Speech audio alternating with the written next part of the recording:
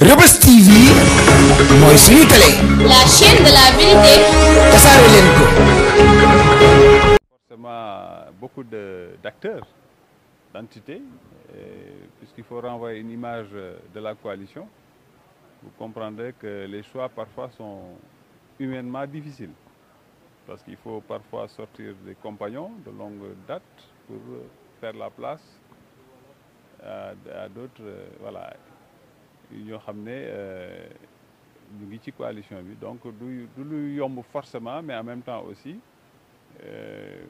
liste la boo xam ne ñu bëri dañ ci bëggoon a bokk.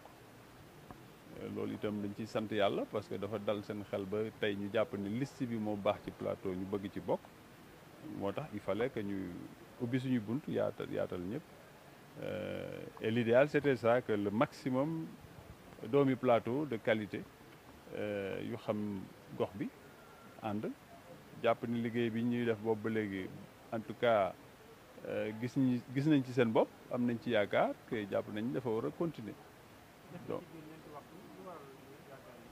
dafa am ñu ma doon xaar, man sama tour moom yàggul yàggaay boobu, mais dafa am, xam nga ay numéro la. Bi may dugg ñun numéro 14 la ñu woon, te foog naa ni bi ñu dugg mu ñu woon ci juróom xaw ma à 7. Donc gis nga, te liste bu ne préfecture day def professionnellement liggéey, maanaam da koy vérifier candidat après candidat. Donc loolu moo waral temps boobu. Amul dara lu ñu notifié. Léegi nag xam nga administration dañu ko ne seen liggéey, bàyyi nañ leen déclaration yi seen bopp, déclaration individuelle yi, bàyyi nañ leen itam même fichier bi sous clé parce que loolu la yoon wax. Donc après ñoom dañu ko ne seen liggéey, man maîtriser wu ma trop seen liggéey, waaye daal lañ ñu laajoon te formulaire yi ñu war ko def, loolu def nañ ko.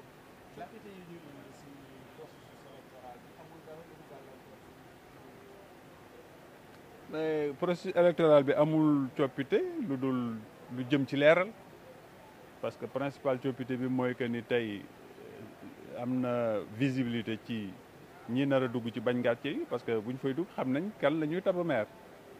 Avant it xamoon nañ ko, waaye parfois day am ay manigance yu ci nekk ba parfois li askan bi bëggoon ñu mën a gis leneen ci cëppaandaw li bi yoon mënul nekk, parce que ñëpp xam nañ ne tête de liste bi boo ko wootelee moom ngay def maire bu gagné.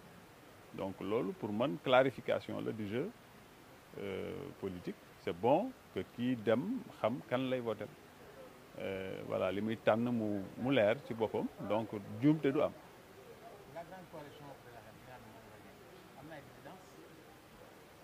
Fii ci plateau dégguma ko, xaw ma nag, parce que bu ñu publier liste yi ngay xam. Peut-être que aussi gëstuwuma ko, parce que man sama liggéey la tal. Amoon na ay ambition, waaye gëwuma ni dem nañ jusqu'au bout, parce que jàpp nañ ne tey coalition bi fii ci plateau en tout cas am nañu bilan bu ñu présenté. Seen campagne war na yomb, ba pare li fi entité remarquable, maanaam ñu yàgg leen a xam ci politique fii ci plateau, ñu ngi ci biir coalition bi, ci biir réew mi.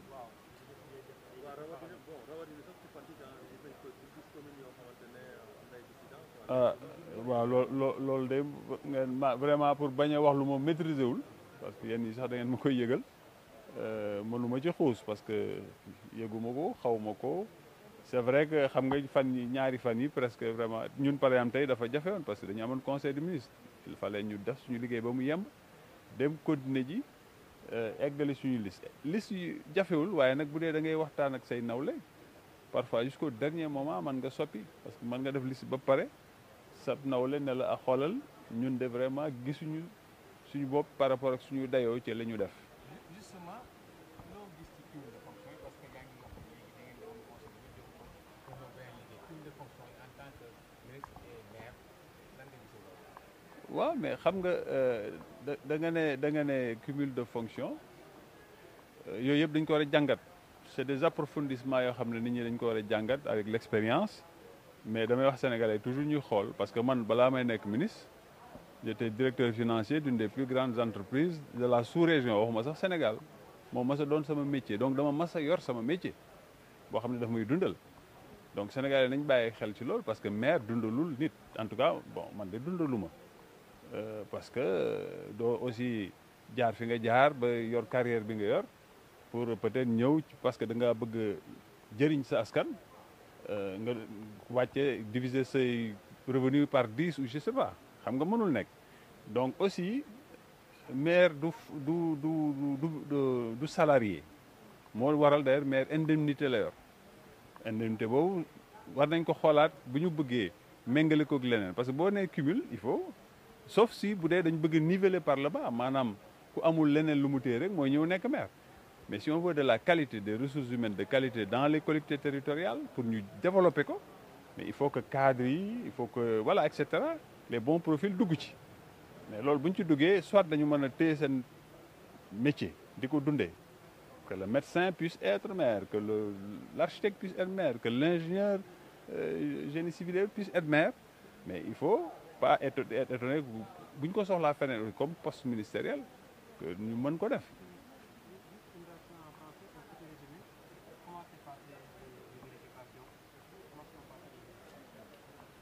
Pour moi, de la manière la plus naturelle, parce que il s'agissait juste de vérifier est-ce que nous avons l'intégralité, en tout cas des listes prévues, parce que vous savez, suivant les communes, vous avez un nombre précis à investir en liste majoritaire, un nombre précis en liste proportionnelle, aussi bien en titulaire qu'en suppléant.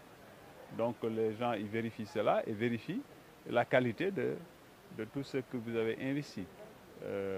Jusqu'à leur fonction parce qu'il y a aussi des incompatibilités lu waral fii amul incompatibilité nit ñi dañ ko saytu le législateur daf ko saytu il y a des tey mënoo nekk par exemple ministre doon yenn fonction yi mais mën nga nekk ministre doon par exemple maire parce qu'il y a pas cette incompatibilité là donc c'est un travail pour moi naturel qui est bien fait parce que c'est une vérification simple de votre déclaration si elle est conforme on vous donne votre quitus et vous partez.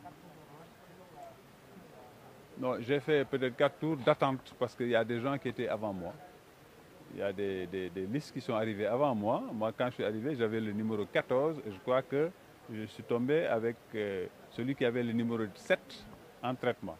Donc, j'ai dû attendre quasiment 7 autres listes avant que ça soit mon tour. Et il y a d'autres qui sont encore en attente derrière moi. Donc, voilà. Mais moi, je n'ai pas mis trop de temps, une vingtaine de minutes, je crois. En ce qui concerne ma liste. Alors, monsieur le ministre, quelque part à l'intérieur du pays, la coalition Benno Bokk Yakaar vole en éclats, précisément à partir qu'est-ce qui l'explique à votre avis? Il y a presque plus de 600 collectivités territoriales. Si vous m'en citez un exemple, il ne faut pas dire que le Benno vole en éclats. Le Benno est une large coalition qui couvre tout le pays et Inch'Allah, à Kolda, le Benno est là. Il ne vole pas en éclats. Qu'il y ait d'autres listes, ça ne veut pas dire que le Benno vole en éclats. Mais parallèles, c'est des listes concurrentes comme toutes les autres. Hein. Les autres sont des concurrents du Benno. Le Benno investit en tant que coalition la plus large de ce pays, la plus vieille de ce pays en termes de vécu, la plus expérimentée de ce pays. C'est ça qu'il faut voir. Donc en face de cela, vous avez des ambitions naturelles qui se montrent. C'est le jeu démocratique, c'est la vitalité de la démocratie sénégalaise. Il faut le voir comme ça. C'est une compétition saine. C'est à ce moment que notre démocratie respire. Et un peuple a besoin de ça. Une campagne, et c'est mon appel que je fais, une campagne c'est un moment de respiration, un moment à la rigueur même on se défoule un peu entre cohabitants. C'est pas un moment de violence, un moment de diatribe, voilà, où il faut porter de mauvaises paroles. Parce que je dis souvent, on vote généralement un dimanche, mais il faut prévoir que le lundi arrive et qu'on va se retrouver entre concitoyens. Concernant le Benno Bokk Yakaar, je ne suis pas au courant. Je verrai à la division des listes. Mais au moment où je parle, je ne suis pas au courant. C'est peut-être que je ne me suis pas intéressé à ça. Moi, je faisais mon travail naturellement. Je ne connais même pas quelles vont être les listes concurrentes des autres partis au plateau. Je le saurai quand vraiment ça va être publié. Parce que ce n'est pas ce qui nous intéresse aujourd'hui. Nous, la population nous intéresse, le travail qu'on fait, et on a confiance dans nos rapports avec cette population-là. Et bien voilà. Je vais vous faire payer à la fin.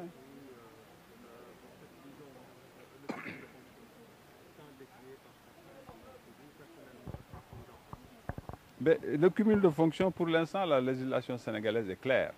Il y a des fonctions incompatibles et je crois que c'est respecté au Sénégal. Quand ce n'est pas incompatible, je pense souvent, généralement, c'est ceux qui ont du mal à se faire de la place, à s'imposer, qui souvent appellent à cela. Il faut faire voilà, de la ségrégation positive, il faut faire des limitations de mandat pour espérer avoir de la place. Mais je dis, il y a des... par exemple, le rôle de maire, ce n'est pas un métier qui fait vivre, ce n'est pas un métier. Hein. Et je conseille d'ailleurs à toute collectivité locale. Reubeuss TV mooy suñu télé. La chaîne de la vérité. tasaare leen ko.